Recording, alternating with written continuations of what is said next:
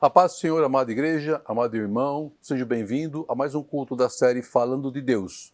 E que Deus possa trazer uma resposta ao nosso coração, aquilo que nós temos clamado da parte do Senhor. E eu tenho certeza que Deus responderá aquilo que nós temos colocado no seu altar. Temos vivenciado nos últimos tempos, nesses últimos dias, uma grande tensão mundial. A invasão da Rússia à Ucrânia está colocando o mundo em alerta. Um ato de covardia sem motivos justificáveis, a não ser a ambição, ganância e loucura do homem. Os atos praticados pelo presidente russo Putin nos remetem aos mesmos atos doentios do líder nazista Hitler. Se você comparar a história de Hitler ao que está acontecendo agora, você vai ver muita semelhança. Somente um homem a serviço do diabo age dessa forma, buscando poder a qualquer custo, e ainda tenta justificar o injustificável, dizendo defender a sua nação, mas na verdade está olhando para seu próprio ego. Sua nação ou qualquer outra nação, para ele pouco importa, disposto a sacrificar a qualquer um, a qualquer momento, a qualquer hora, assim como fez Hitler ao seu próprio povo, que jurava a defender. Deixou eles totalmente à mercê daqueles que muito perderam naquela guerra. O fim de todos os ditadores e loucos à frente de suas nações, nós já conhecemos e já sabemos. A história nos mostra que há um ponto que chega a maldade do homem, a loucura a serviço do inferno. Eu quero citar como exemplo alguns dos líderes e ditadores que já passaram para a história, graças a Deus eles já passaram, hoje eles estão na sepultura, mas que deixaram marcas profundas na sua nação e a seu povo. Mao Tse-tung foi responsável pela morte de 77 milhões de pessoas. Stalin foi responsável pela morte de 43 milhões de pessoas. Hitler foi responsável pela morte de 20 milhões de pessoas. Kublai Khan, que é da Mongólia, foi responsável por 19 milhões de mortes. A imperatriz Cixi, da China, foi responsável por 12 milhões de mortes. Leopoldo II, da Bélgica, foi responsável por 10 milhões de mortes. Gengis Khan, da China, foi responsável por a morte de 10 milhões de pessoas. E assim vai. Hideshi Tojo, do Japão, 4 milhões. E Saddam Hussein, que eu até achava que ele tinha sido terrível, ele matou 120 mil pessoas que eram contra o seu governo. Esses homens insanos levaram milhares de pessoas à morte ao tentar impor a sua vontade, a sua loucura. Outro exemplo de um ditador que ainda está vivo, né, infelizmente, é o da Síria, Bashar al-Assad, que, por sinal, é protegido por Putin, pela Rússia. E em nenhuma dessas guerras vamos encontrar homens tementes a Deus, mas homens dominados pelo mal, pelo inferno e que confiam cegamente na força de seus braços. Acham que viverão eternamente, sem nenhuma consequência, mas a justiça de Deus sempre será feita e a vida eterna pertence somente àqueles que buscam ao Senhor e que confiam plenamente no Senhor. A grande maioria deles já se foi, já desceram à sepultura, ao mais profundo do abismo, com as suas doentias mentes. Deus não está no meio deste ato, desta maldade de morte, desrespeito, loucura. Como cristãos, todos temos que buscar a Deus em favor desse povo que vem sofrendo, porque lá também há cristãos, lá também há servos e servas do Senhor. Mas o que nós estamos vendo é a palavra profética, a palavra revelada de que Cristo em breve voltará, sinais dos fins dos tempos. Putin, se converta enquanto há tempo, se afasta do mal. Tudo passa de uma grande mentira e engano nas mãos de Satanás. A palavra que eu quero trazer faz referência também a uma guerra, e ela está listada em 1 João 5,19. Desculpa, eu queria só fazer uma referência a 1 João 5,19 a respeito dessa introdução, que diz assim: sabemos que somos de Deus e que o mundo todo está sob o poder do maligno. Por isso tudo isso está acontecendo. Mas voltando à palavra, eu quero falar sobre Juízes 7, do versículo 1 ao versículo 22, que também relata sobre uma guerra, mas uma guerra muito diferente das guerras que nós temos visto atualmente. Uma guerra onde o Senhor nosso Deus é que está à frente como nosso general, como nosso Senhor, como nosso comandante. Então diz assim a palavra de Deus: de madrugada, Jerubal, isto é, Gideão, e todo o seu exército acampou junto à fonte de Arode. O acampamento de Midian estava ao norte deles, no vale, perto do monte Moré. E o Senhor disse a Gideão: você tem gente demais para eu entregar Midian nas tuas mãos, a fim de que Israel não se orgulhe contra mim, dizendo que a sua própria força o libertou. Anuncie, pois, ao povo que todo aquele que estiver tremendo de medo poderá ir embora do monte Gileade. Então, 22.000 homens partiram e ficaram apenas 10.000. Ou seja, tinha 32.000 homens com Gideão, 22.000 partiram, ficaram 10.000. Versículo 4. Mas o Senhor tornou a dizer a Gideão: ainda há muita gente, ou ainda há gente demais em algumas traduções. Desça com eles à beira d'água, e eu separarei os que ficarão com você. Se eu disser, este irá com você, ele irá. Mas se eu disser, este não irá com você, ele não irá. Assim Gideão levou os homens à beira d'água, e o Senhor lhe disse: separe os que beberem a água lambendo como faz o cachorro, daqueles que se ajoelham para beber. O número dos que lamberam a água, levando com as mãos a boca, foi de 300 homens. Todos os demais se ajoelharam para beber. E o Senhor disse a Gideão: com os 300 homens que lamberam a água, livrarei você, e entregarei aos medianitas nas tuas mãos. Mande para casa todos os outros homens. Parênteses, haviam 10.000 homens, foram separados 300 homens, ou seja, 9.700 voltaram para casa. Versículo 8. Gideão mandou os israelitas para suas tendas, mas reteve os 300. E esses ficaram com as provisões e as trombetas dos que partiram. O acampamento de Midian ficava abaixo deles no vale. Versículo 9. Naquela noite o Senhor disse a Gideão: levanta-se e desça ao acampamento, pois vou entregá-lo nas suas mãos. Se você está com medo de atacá-los, desça ao acampamento com seu servo Pura, e ouça o que estiverem dizendo. Depois disso você terá coragem para atacar. Então ele e o seu servo Pura desceram até os postos avançados do acampamento. Os midianitas, os amalequitas e todos os outros povos que vinham do leste haviam se instalado no vale. Eram numerosos como nuvens de gafanhotos. Assim como não se pode contar a areia da praia, também não se podia contar os seus camelos. Gideão chegou bem no momento em que um homem estava contando seu sonho ao amigo. Tive um sonho, dizia ele. Um pão de cevada vinha rolando dentro do acampamento medianita e atingiu a tenda com tanta força que ela tombou e se desmontou. Seu amigo respondeu: não pode ser outra coisa senão a espada de Gideão, filho de Joás, o israelita.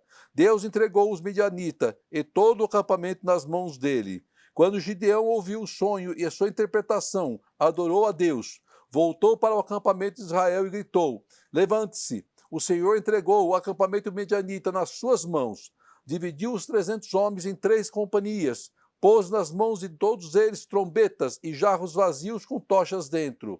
E ele lhe disse: observe-me, faça o que eu fizer. Quando eu chegar à extremidade do acampamento, façam o que eu fizer. Quando eu e todos os que estiverem comigo tocar as trombetas ao redor do acampamento, toquem as suas e gritem pelo Senhor e por Gideão. Gideão e os 100 homens que o acompanhavam chegaram ao posto avançado do acampamento pouco depois da meia-noite. Assim que foram trocadas as sentinelas, tocaram as suas trombetas e quebraram os jarros que tinham nas mãos.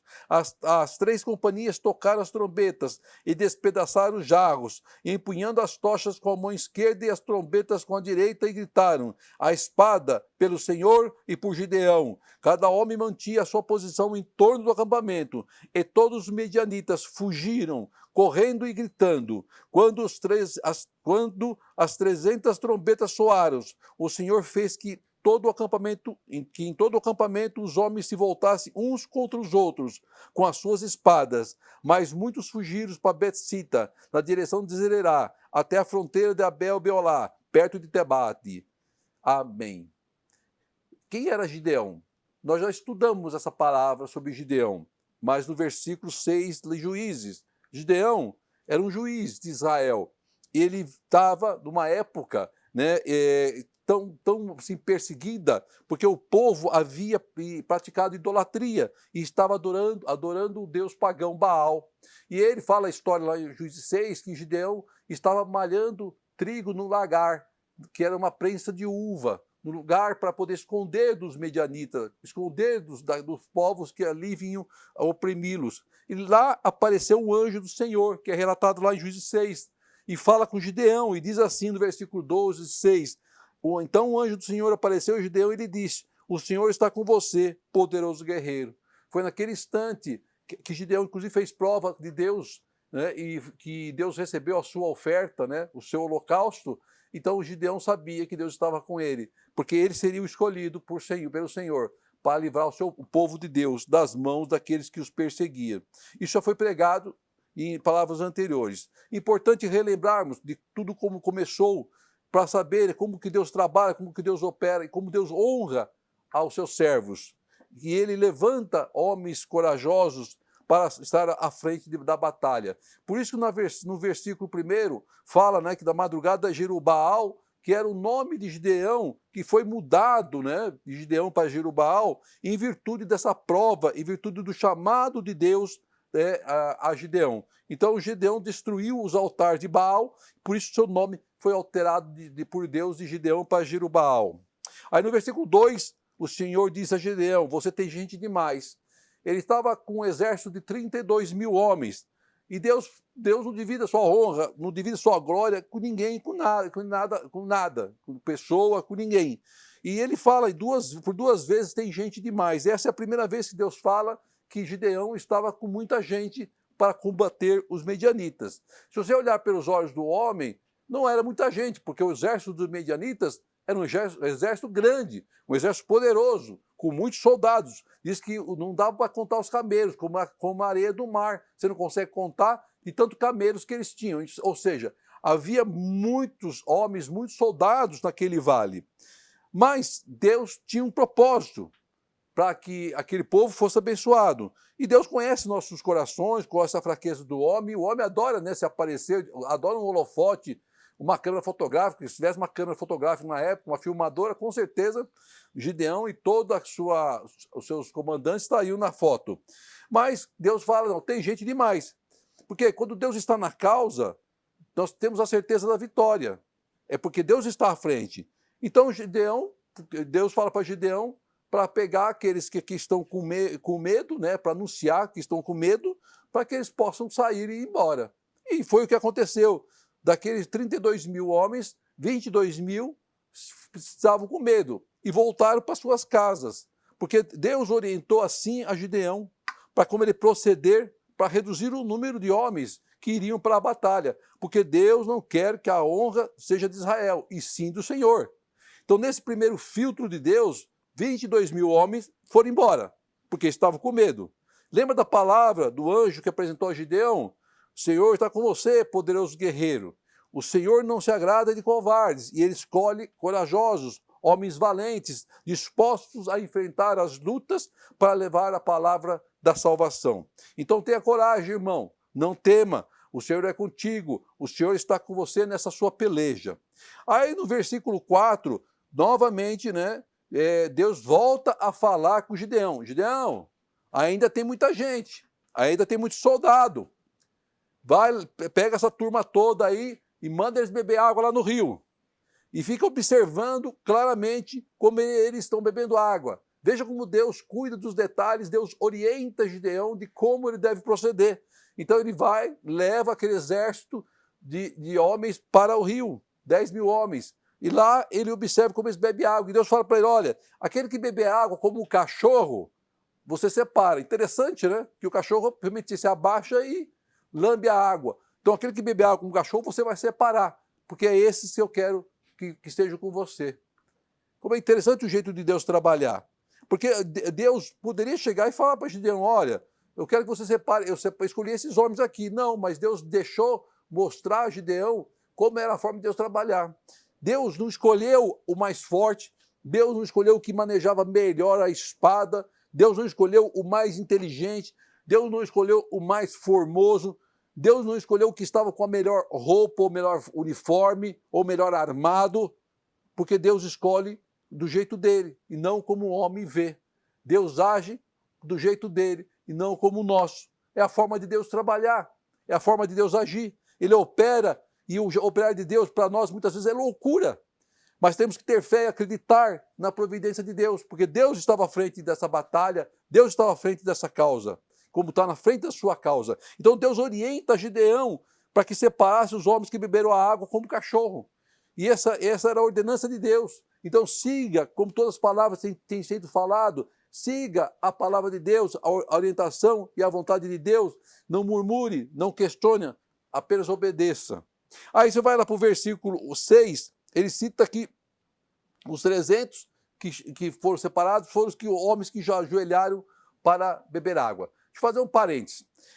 Tem um filme hollywoodiano, chamado Os 300, que tem o tal de Rei Leônidas, que luta contra o Rei Xerxes. Inclusive, o Rei Xerxes é aquele ator brasileiro, Rodrigo Santoro, se eu não me engano. Não tem nada a ver com o texto que nós estamos lendo.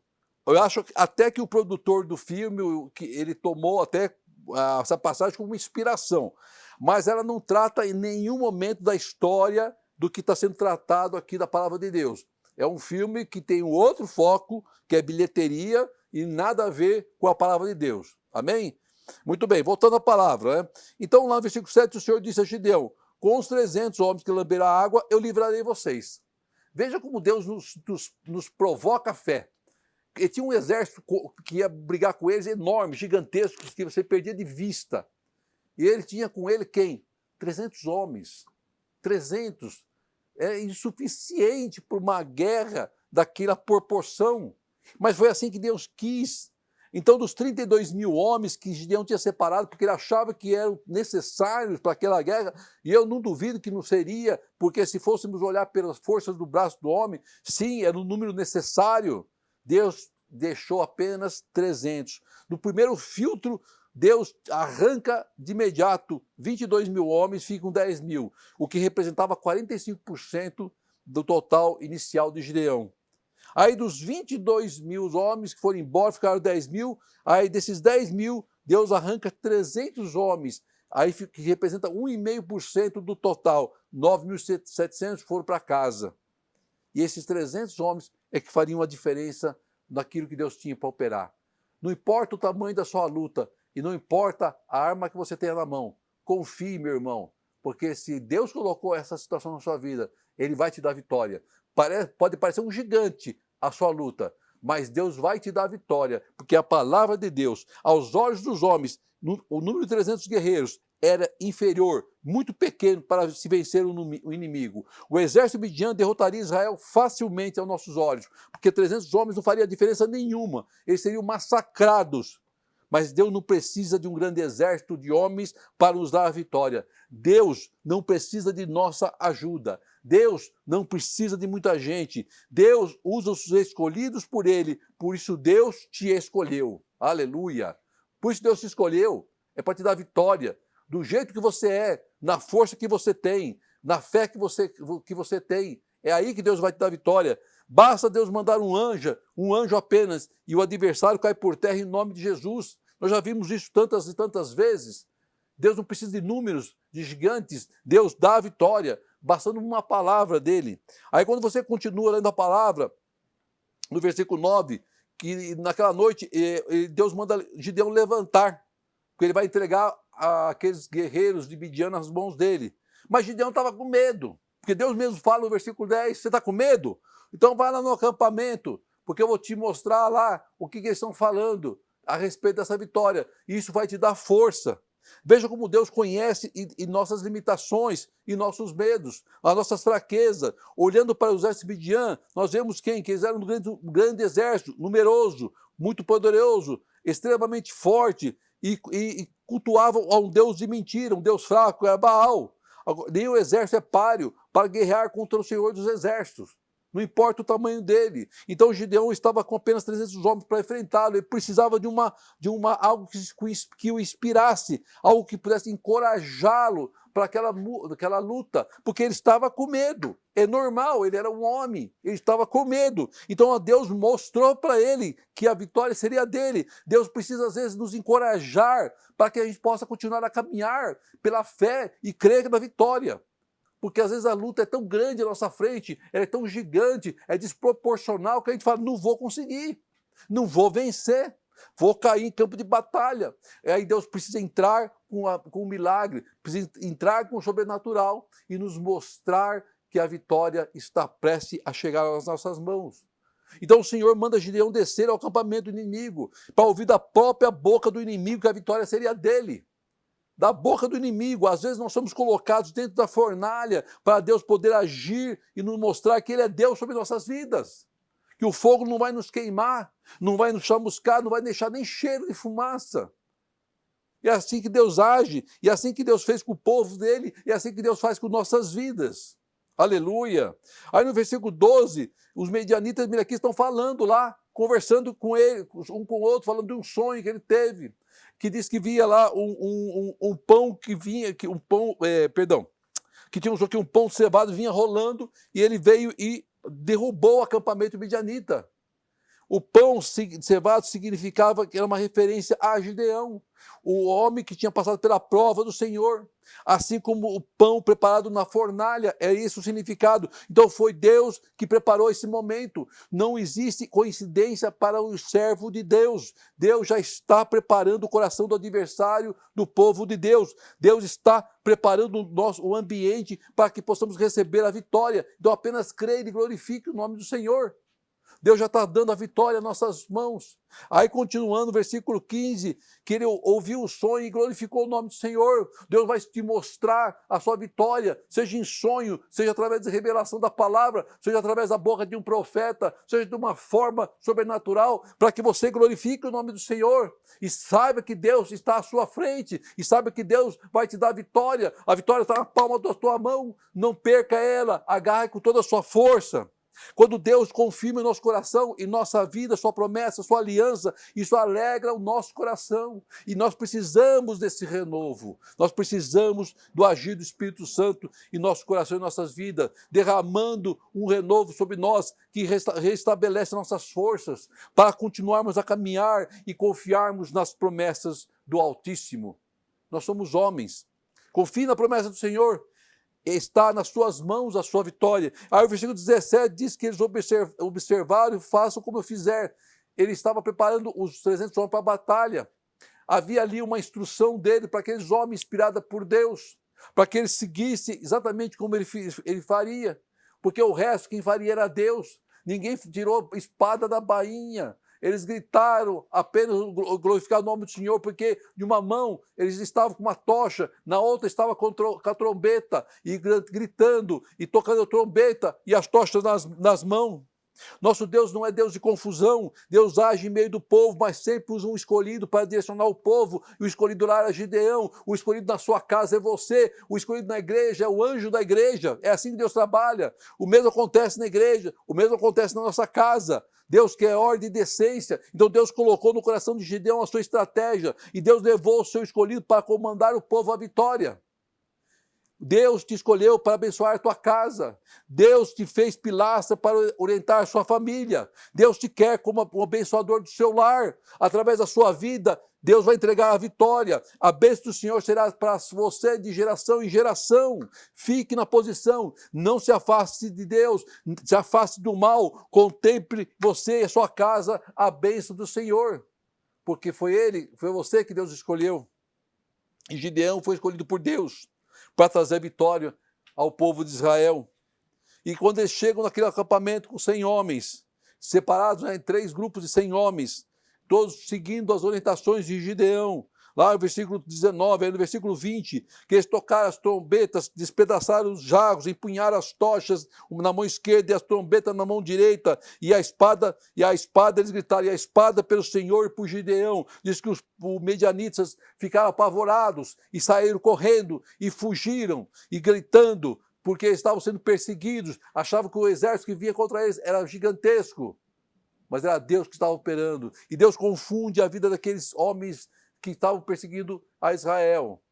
E um luta contra o outro, e um se vira contra o outro com espada. Diz que lá no versículo 22, que quando as 300 trombetas soaram, o Senhor fez que todo o acampamento de homens se voltasse uns contra os outros. Uns contra os outros. Só Deus para fazer isso, irmão. Só Deus para fazer um milagre desse. Só Deus para operar de uma forma assim sobrenatural. De pegar um próprio exército, um se voltar contra. Vamos imaginar que o exército da Rússia, Deus agindo e o exército da Rússia, eles mesmos se voltarem contra eles mesmos. Só Deus para operar desse jeito. E para Deus não é impossível. Se o povo clamar, se aquele povo clamar, buscar a Deus pela providência, eu tenho certeza que Deus entra com a providência, porque eu creio no sobrenatural de Deus. Deus nos dá a vitória nas mãos. Os exércitos dos midianitas se voltaram um contra o outro. E veja como Deus opera. Assim Deus deu vitória ao povo dele e dará a vitória para você, irmão. Se Deus deu vitória naquela época, Deus dá vitória hoje e dá vitória amanhã. Creia no poder de Deus, na vitória do Senhor, porque Ele vai estar nas nossas mãos. O braço do homem é incapaz de nos dar vitória, como Deus faz, mas o Senhor vai sempre nos dar vitória. A guerra que Deus trava a nosso favor é uma guerra com o resultado certo, vitória. A guerra que o homem trava, que ele cria, é uma guerra de sangue, de morte, sem vitória para nenhum dos lados. Os dois lados perdem. Mas aquilo que Deus está na frente é a certeza da vitória. Então, meu irmão, confie no Senhor, assim como o Gideão. Confie na palavra de Deus, assim como o Gideão. Se você precisa de uma prova de Deus, peça a Deus prova. Eu tenho certeza que Ele vai te dar essa prova. Tenho certeza que Ele vai responder a tua oração. Mas busque ao Senhor, acredite no Senhor. O medo faz parte do ser humano. Nós temos medo, sim. Mas confie em Deus, Ele vai te derramar a paz que excede todo o entendimento e a certeza que a vitória chegará nas tuas mãos, porque essa é a palavra de Deus, é a palavra revelada. A maior profecia que você pode acreditar é a palavra de Deus. Deus usa profeta? Usa sim. Deus pode mandar um anjo aparecer para você? Pode sim. Mas a maior profecia do Senhor vem da sua palavra. E a palavra que Deus nos trouxe hoje é a palavra de vitória. Então recebe essa palavra de vitória em nome de Jesus. Oremos ao Senhor. Se assim você puder, abaixe tua cabeça, estenda suas mãos em sinal de estar recebendo a promessa do Senhor. Querido amado Deus, amado Pai, te agradeço por essa palavra abençoada, Pai, a qual tu nos trouxeste, Senhor amado, mostrando, Pai querido, que tu és o Deus dos exércitos, o Senhor dos exércitos, aquele que tudo faz, tudo pode, Pai. E o Senhor coloca a vitória nas mãos do teu povo, Pai. Coloca a vitória nas mãos daqueles que estão ouvindo este culto, Pai, que estão participando deste culto, Pai. Derrama sobre eles a tua unção, a paz, Pai, a certeza que o Senhor entrará com a providência, Pai, porque tu és Deus, Pai, que honra a tua palavra. Obrigado, Pai, por essa oportunidade. Obrigado por esse momento, Pai amado. Obrigado pelas tuas bênçãos. Obrigado pelo teu Espírito em nosso meio, Pai querido. Que o grande amor de Deus, as doces e maravilhosas consolações do Espírito Santo de Deus esteja com todo o povo do Senhor, em Cristo Jesus. Amém e amém. Glória seja dada ao Senhor. Obrigado, Pai.